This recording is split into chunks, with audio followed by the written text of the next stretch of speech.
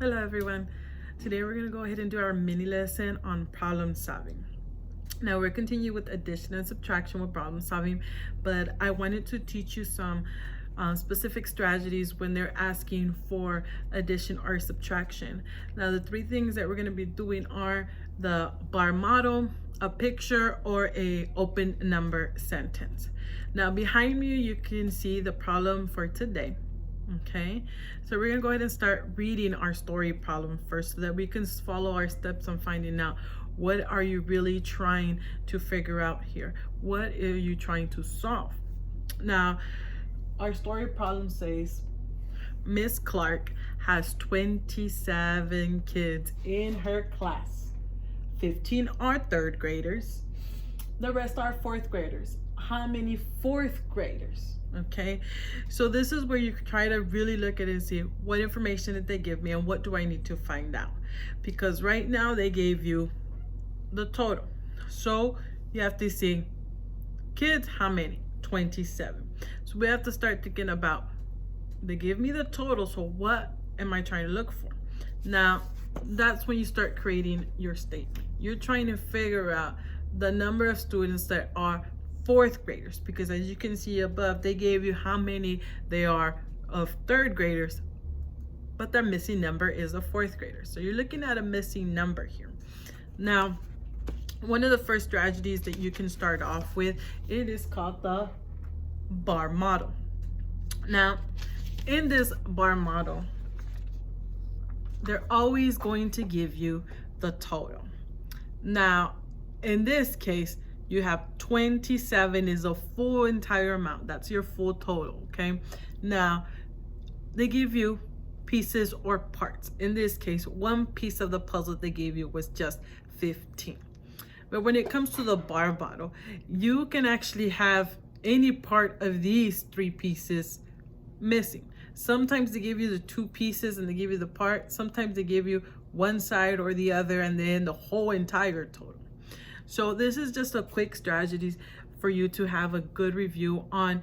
If you know the total, when you know the total, you are going to subtract, okay? So if you have the total, you will subtract. But when you know the part, you will add, okay? So that means if both of these numbers were there, you would add them together for the total. But because you have a missing part, that's when you know you're going to subtract from that whole number. So this is the way a bar model will be represented when they're asking you a part whole, or if there's a missing part. This is how a bar model looks like. And it may be where within a question they might ask you not just the story problem, but they will say explain using a bar model. This is the representation of the bar model. Now, the next term that we're going to review is called the open number sentence. Now this is looks like an equation form or a number sentence form. Now this is you just writing out what you know. This is an open number sentence. This is basically what this is called. It's the piece plus the missing part equals 27. Or to now represent and figure out the problem, you have the total 25 minus 15 equals the amount. Now, if they ask you within your Envision books, I want you to represent using an open number sentence, that means you will write it down first like this with the missing part. And then in the second sentence, you will write in how you would figure out this answer up here. This is your open number sentence. Now, one of the other ways that you could figure out is by a picture, drawing it out.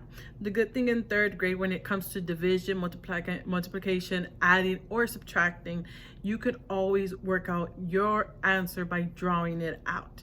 Even if it's division, you divide up into equal groups. If it's multiplication, you're just adding more and more of the same equal groups. Now, within this picture right here, we know that we start off with the amount of 27. So what I did first to represent my problem was I drew 27 blue circles. Now using these 27 blue circles, then I say, okay, wait a minute, let me go back and check. My problem says I have 15 that are third graders. I grab a different color of marker and I went ahead and put, out of all of them, 15, I put a 3, okay? So I put it right here, just a note to myself, 15 are third graders. So that means the remaining amount, which is our missing number, the remaining amount will be fourth graders. So I went ahead and put a 4 in each one and say these two rows, which was 12 students all together, were fourth graders. So this is my third way to figure out how many were fourth graders. Now, in this case, this is just a basic picture. This is just a different representation how to work out this problem. There's multiple ways you could work out this problem. You can use a number line. You can use a hundreds chart, okay? But this is your third way on today's strategy. Now, this is when I go back to my statement and I say, okay, now that I know how many fourth graders are, that's when I write it out, okay? Because guys, write a complete answer. Don't just put in the number there, but restate it. 12 students are fourth graders, okay? Now, if you want to go back and check your work, remember I always said, a hundreds chart's always really good to use, because if we have 27 students, then I would have put a circle in my hundreds chart on that 27.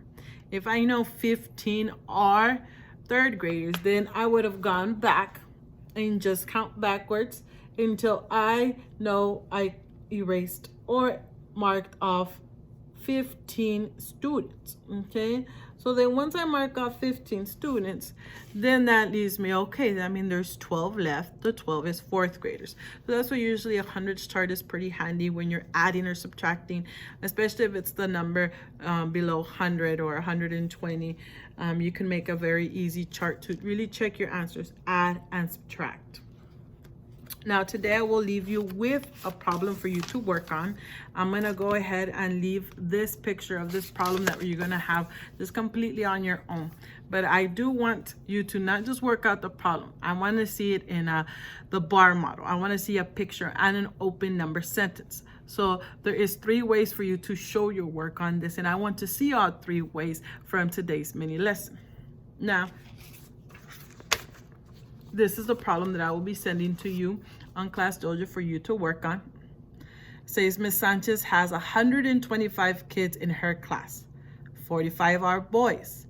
The rest are girls. How many are girls? So this is the problem that you're going to be working on. You're going to submit to me as a picture in Class Dojo. I'm going to go ahead and post this one for today's mini lesson as well. It will be the second photo on today's class story. So go ahead, work this out. I need to see it in all 3 ways. I need to see it in a picture.